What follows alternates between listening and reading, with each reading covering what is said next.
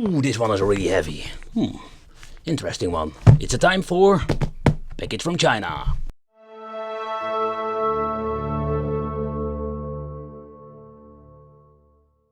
When we do have a quick release of new mini PCs every single year, I just wanted to check out this Beelink. Beelink is a company I have reviewed a couple of products of theirs, mainly the Android boxes. Think about the GT King.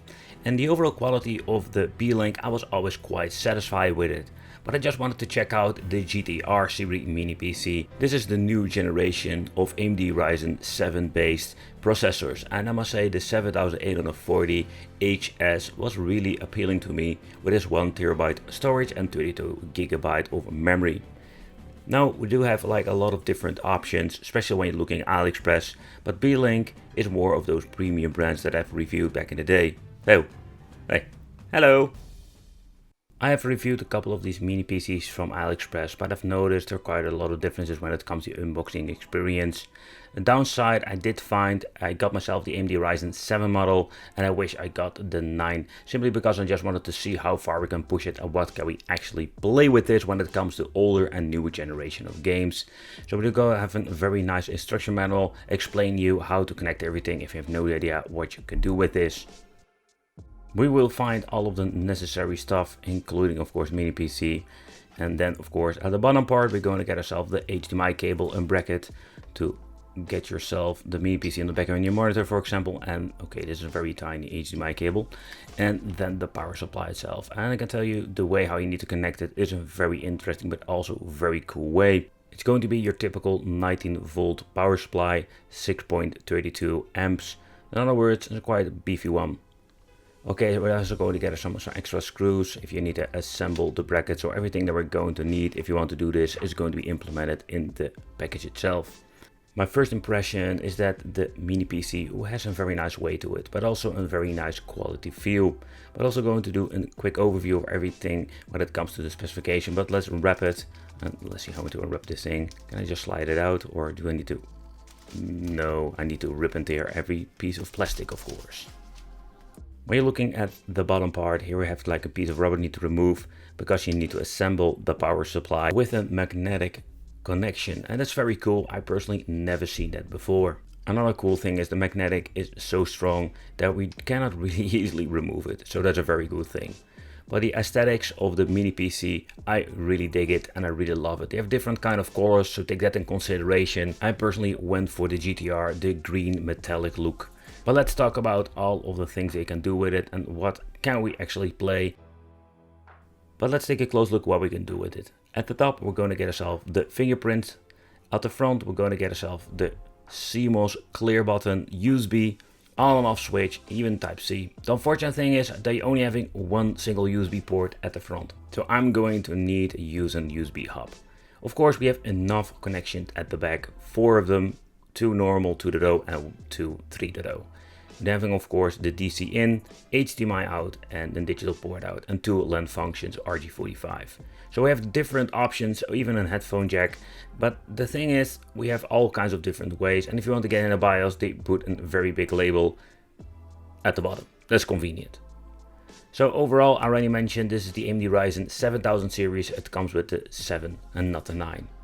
The processor we're getting is the 7840HS, comes with the graphics AMD Radeon 780M, operating system will be Windows 11, storage capacity 1TB, for gaming is not a lot, then we're having 32GB dual channel memory, communication Wi-Fi 6, and we have even the option to add ourselves a dual M2 PC Express 4.0, so that's pretty damn awesome. Okay, so let's boot it up and let's see what we're actually going to get. When it comes to the gaming, that is what I wanted to focus on. What kind of games can we actually play on a machine like this? It's maybe not the most powerful one, but let's see how cool it is. And it's even actually pretty fine for gaming, because that is in my opinion very important.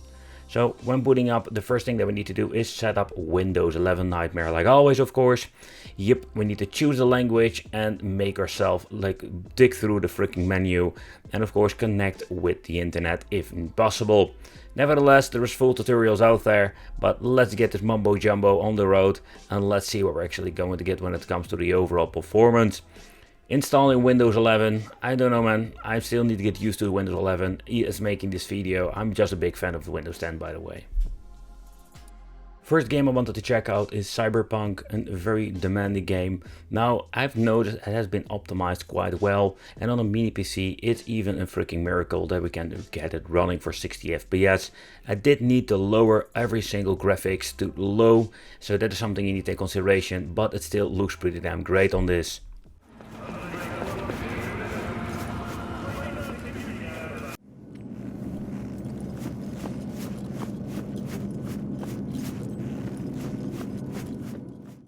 Dirt 5 was absolutely a cool game to try out on this. I needed to force it all the way to 1080p. Just wanted to see what happens if you're going to use 1080p and just check out if you're going to force it to low medium settings. I've been tweaking quite a long time with it, but I've noticed you need to put everything on low to get the best results. Noticing is like we can have like a very cool stable frame rate. I did manage to get a little bit of let's say 50-ish if I'm having like medium graphics, so you need to play around with it, but it's actually pretty damn cool. It still looks amazing, and I find it very fascinating to see that the game runs pretty damn nice on this Beeling GTR. Another game I really wanted to try out is God of War. And I must say that when it comes to God of War, we do have the option to use the FSR function just to check it out. How can we able to get at least a very nice graphics and still try to maintain a 60 FPS on here. And I can tell you, I was quite surprised to see that. And what I understand of this, that we're having a lower resolution and we're going to be having upscaling with the special AMD technology, and the results can be quite fascinating. Where we can actually play AAA games on a mini PC, it's just amazing. Of course we have some limitations. For me, I'm just going to mainly play indie games on a Beeling GTR, but also those games can be quite, let's say, surprisingly difficult to run. Of course the game you're seeing here, Handhelds, is not a very demanding game and can be played on old mini PCs, but mainly when you're looking at most of these games, think about the new generation. Hades is one of those that are surprisingly quite difficult to play on a cheap device, and there we do need a little bit of more power than with your typical indie game.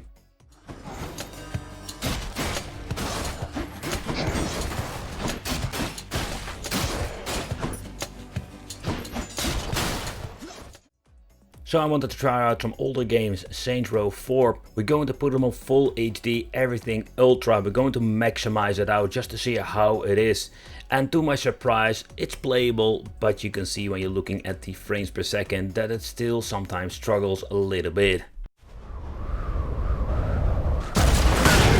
So close.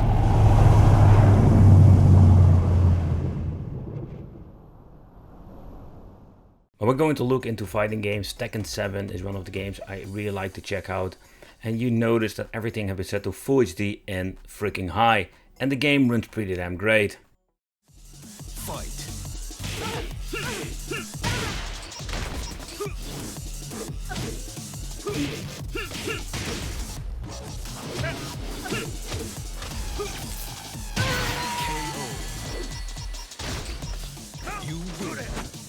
So as making this video, Street Fighter 6 has just been released, and it would be a great benchmark. So let's check it out. And I've noticed when playing this game, we did get not a great frames per second, particularly when you're going to play it on full HD and every setting to low. But everything on low on 720p resolution, there we did have a big performance boost. Let us begin.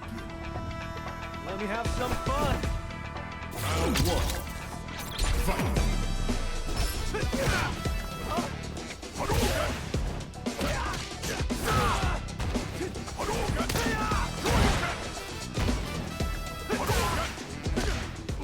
Quickly, I just want to discuss the emulation part. With a device like this, we don't have any, let's say, big limitations we had with cheaper devices. Loading times with Castlevania on PlayStation 3 were very significant faster than my cheap mini PCs I've reviewed. So there was such a big improvement when it comes to the overall performance, when it comes to emulation. Here a quick overview of a couple of games. Think about PlayStation 2, PlayStation Portable, but also PlayStation 3.